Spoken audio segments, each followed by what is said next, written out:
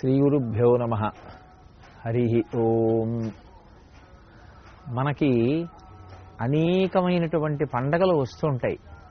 ఈ పండగలన్నిటిలోకి కూడా భోగి పండగ, మకర సంక్రాంతి, కనుమ ఈ మూడు పండగలని చాలా విశేషంగా చేసుకుంటాం.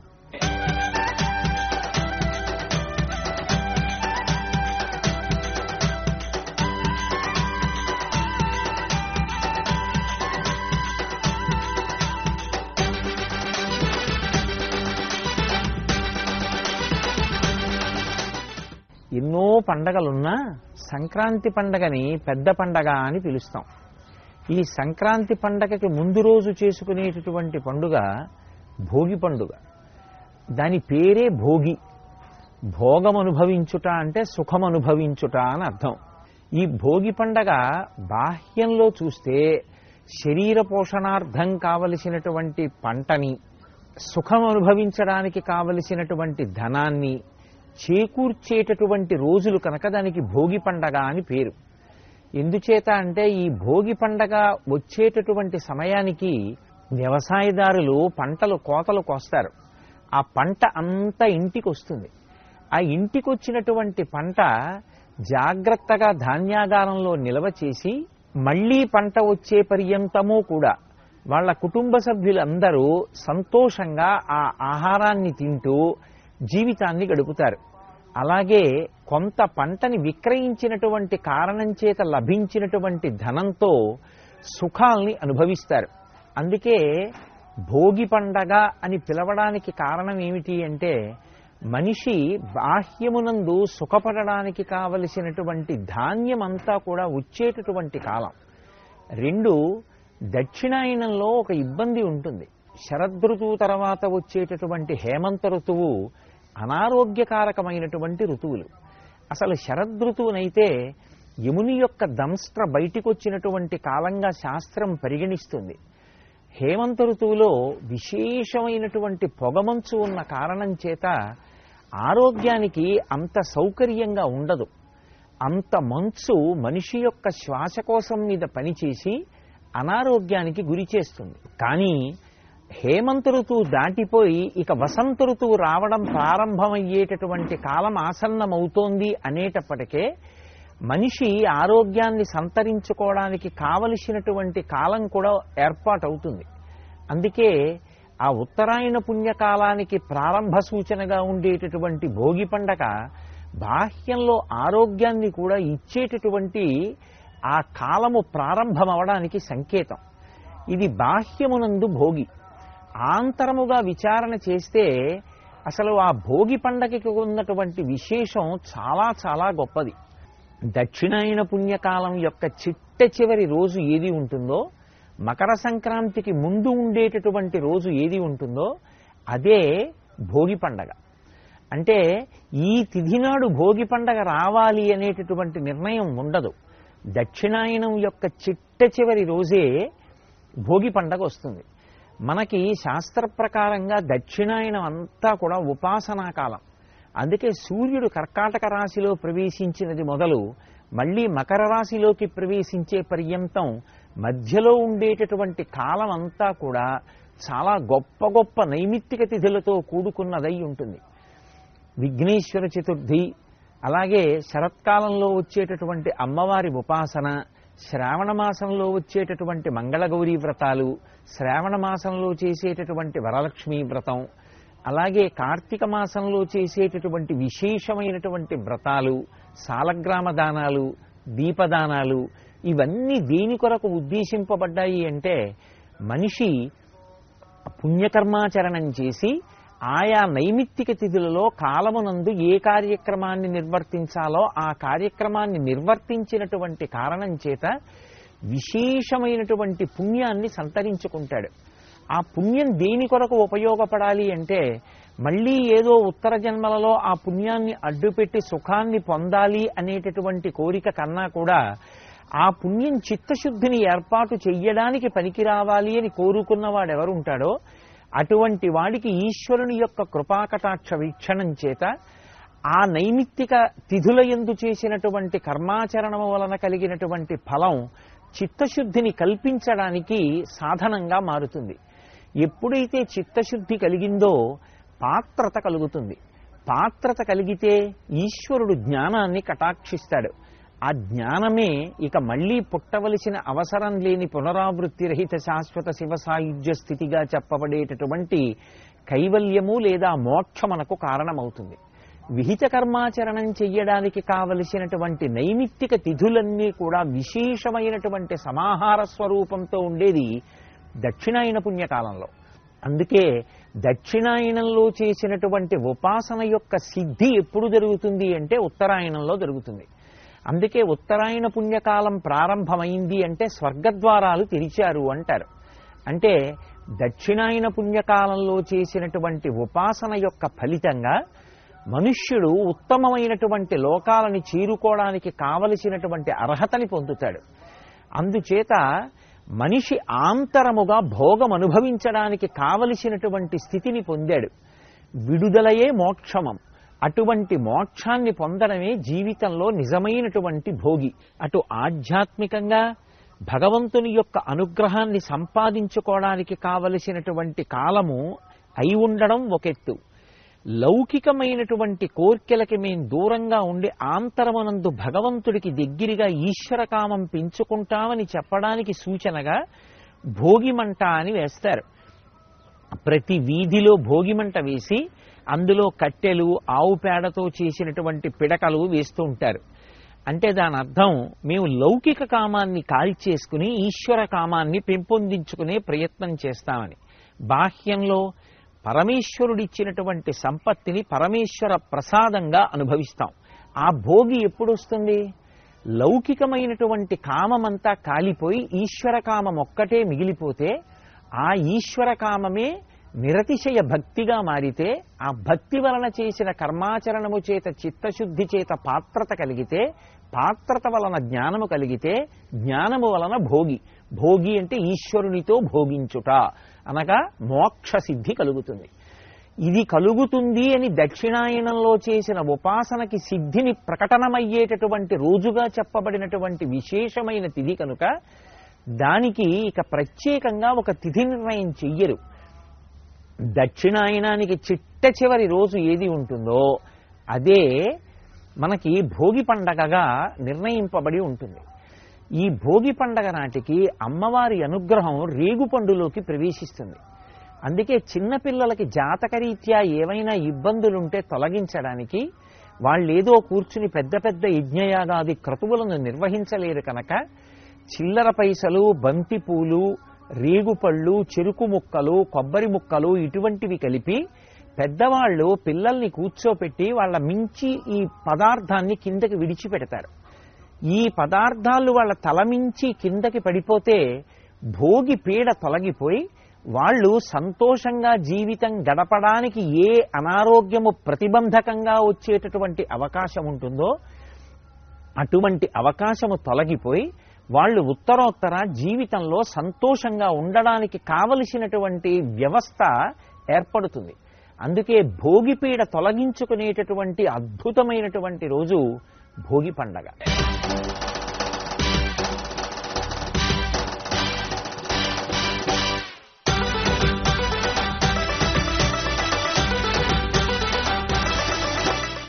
మకర సంక్రాంతి, దీన్నే మనం పెద్ద పండగ అని పిలుస్తూ ఉంటాం.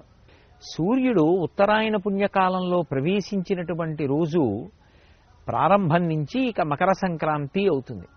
ఉత్తరాయణ పుణ్యకాలం ప్రారంభమైంది అంటే దేవతా సంబంధమైనటువంటి కార్యక్రమాలకి చాలా విశేషమైనటువంటి స్థానము కల్పింపబడుతుంది.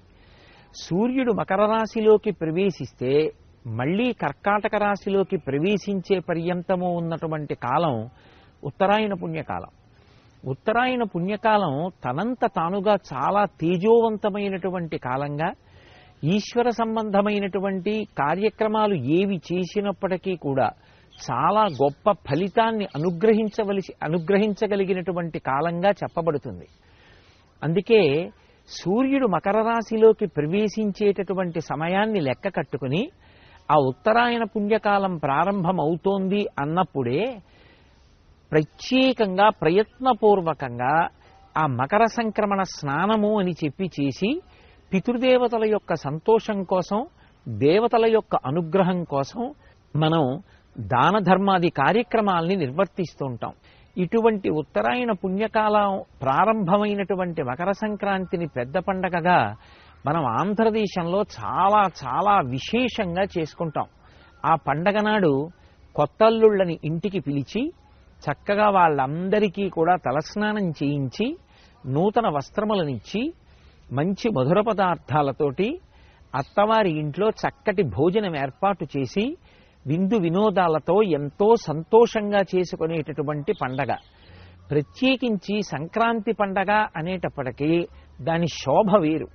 ప్రతి ఇంటి ముందు కూడా పెద్ద పెద్ద రంగవల్లులు తీర్చి గొబ్బిళ్లు పెట్టి ఆవు పేడతో చిన్న చిన్న ముద్దలు చేసి ఆ గొబ్బిళ్లకి బంతి పువ్వు అలంకారం చేసి కన్నెపిల్లలందరూ కూడా ఆ గొబ్బిళ్ల చుట్టూ తిరుగుతూ పాటలు పాడుతూ ఆ ఆవు పేడలోకి ఆవాహన చేయబడినటువంటి అమ్మవారి యొక్క అనుగ్రహ విశేషం చేత వారికి ఉత్తముడైనటువంటి భర్త లభించాలని, వాళ్ళ జీవితం సుఖ సంతోషాలతో గడవాలని అమ్మవారిని ప్రార్థన చేస్తూ కొత్త బట్టలు కట్టుకుని ప్రాతకాలంలోనే ఆ గొబ్బిళ్ల పూజ చేసి వాళ్ళందరూ గొబ్బిళ్ల మీద పాట పాడుతూ చుట్టూ తిరుగుతూ కేరింతలు కొడుతూ నైవేద్యాలు పెడుతూ ఆ ప్రసాదాలు పంచుకుంటూ తింటూ ఒక కొత్త శోభని ఆవిష్కరించేటటువంటి కాలం. అలాగే గంగిరెద్దులు. మనకి ఎద్దు ఎంతో పూజనీయమైనటువంటి జంతువు. అది స్వయంగా పరమశివునికి వాహనం. దానిని ఆ విషయంతో అనుసంధానం చేసినప్పుడు భగవంతుడి వాహనంగా అనుగ్రహించగలగడం ఒక ఎత్తైతే, వేదం ఎద్దు గురించి ఒక మాట చెప్తుంది. ఎద్దు యొక్క డెక్కలలోంచి అమృత బిందువులు పడతాయిట.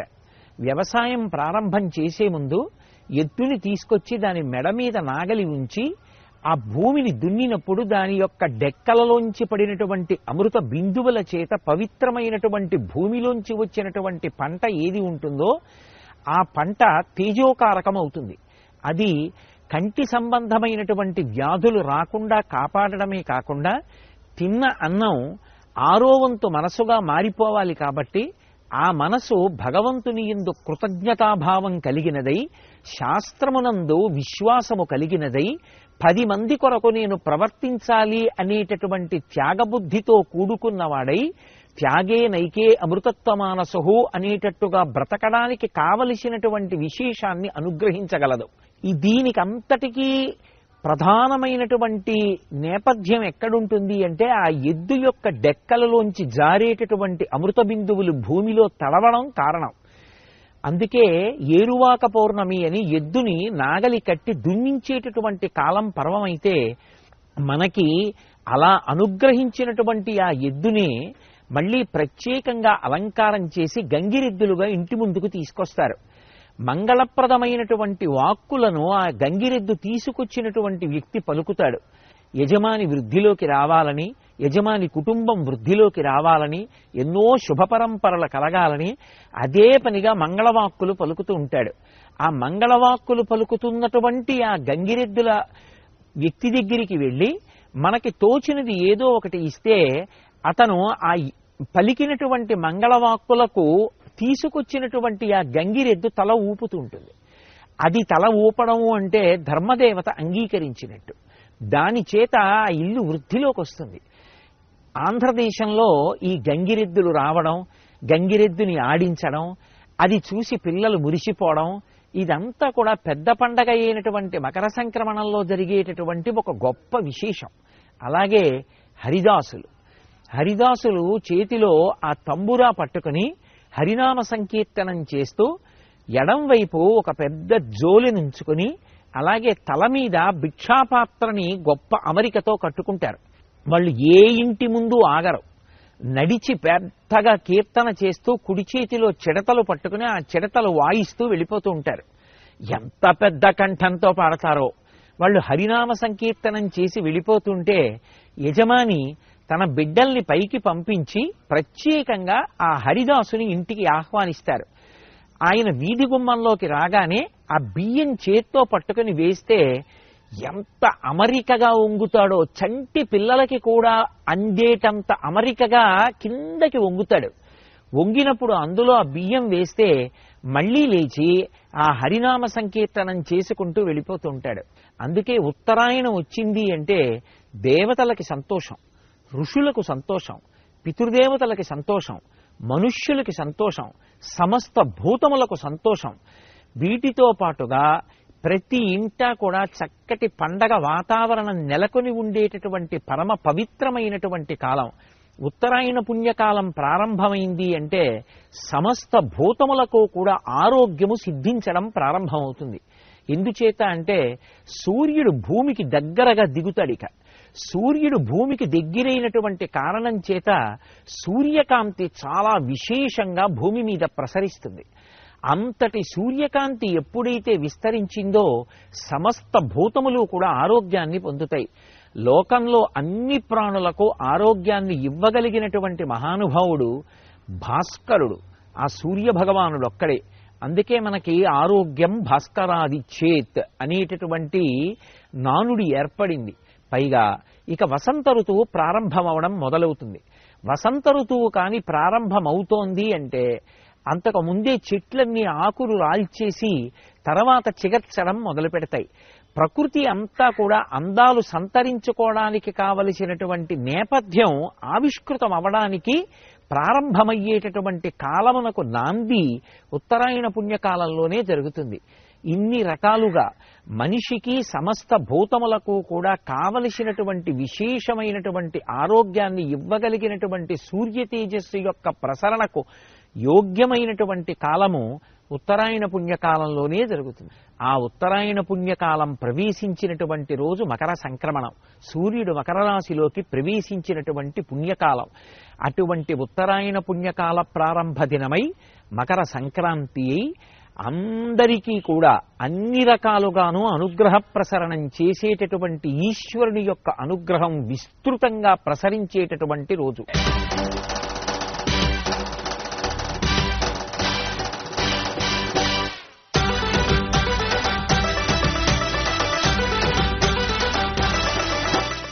కృతజ్ఞత అనేటటువంటిది భారతీయ సంస్కృతిలో అంతర్భాగమైనటువంటి విశేషం.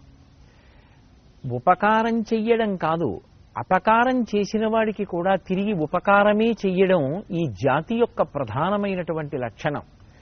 అందున ఇక ఉపకారం చేసినటువంటి వాడిని సదా జ్ఞాపకం ఉంచుకొని వాడికి తిరిగి ఉపకారం చెయ్యడము అనేటటువంటిది కృతజ్ఞతా లక్షణంగా అభివర్ణింపబడింది. కృతజ్ఞో నాస్తి నిష్కృతి అంటారు రామాయణంలో. కృతజ్ఞత కలిగినవాడు అంటే చేసిన ఉపకారాన్ని మరిచిపోయేటటువంటి లక్షణం ఉన్నవాడెవడో అటువంటి వాడికి జీవితంలో నిష్కృతి లేదు. అందుకే ఆ కృతజ్ఞతతో జీవించడం అనేటటువంటిది ఈ జాతి సంస్కృతిలో అత్యంత ప్రధానమైన విశేషం. ఇది కేవలం మనుష్యుల వరకు కాదు, తనకి ఉపకారం చేసిన ఎవరి పట్ల అయినా సరే ఆ ఉపకార బుద్ధితో ఉండడం అనేటటువంటిది చాలా గొప్ప లక్షణం. దానికి ప్రతీక కనుమ పండుగ.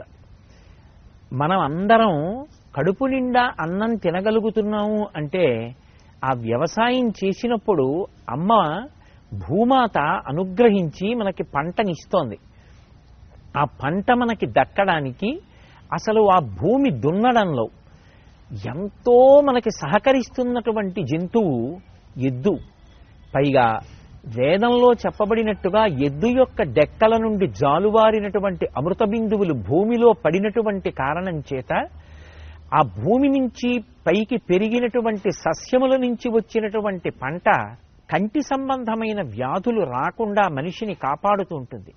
ఇంతగా మనని రక్షించి తన మెడ మీద కాడి పెట్టుకుని బండిలో అనేకమైనటువంటి ఫలసాయాల్ని ఇంటికి తీసుకురావడమే కాకుండా నాగలి మోసి భూమి దున్నడానికి మనని అనుగ్రహిస్తోంది ఆ ఎద్దు.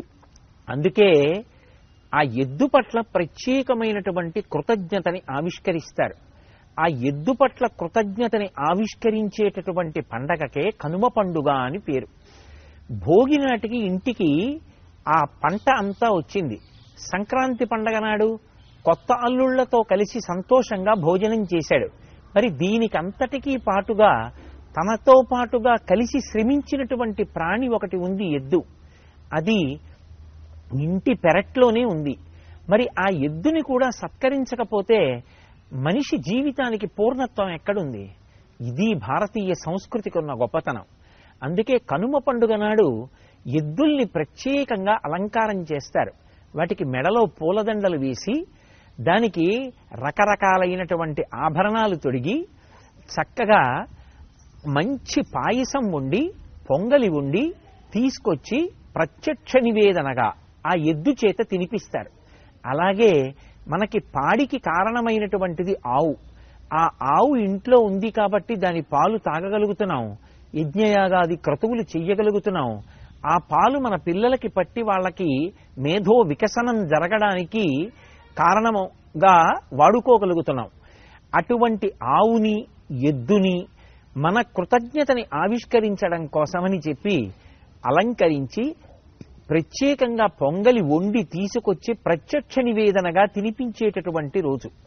అరుణాచలం లాంటి క్షేత్రాలలో అనేకానేక దేవాలయాలలో, ప్రత్యేకించి శివాలయాల్లో ఎక్కడెక్కడ నందీశ్వరుడు ఉంటాడో అక్కడక్కడ అంత గొప్ప అలంకారం చేస్తారు. నందీశ్వరుడికి ఆ రోజున ప్రత్యేకంగా అభిషేకాలు చేస్తారు. నిజంగా కనుమ పండుగ నాడు అరుణాచలం దేవాలయంలోకి వెడితే అక్కడ ఉన్న పెద్ద నందికి చేసేటటువంటి అలంకారం చూస్తే మనం అందరం ఆశ్చర్యపోతాం.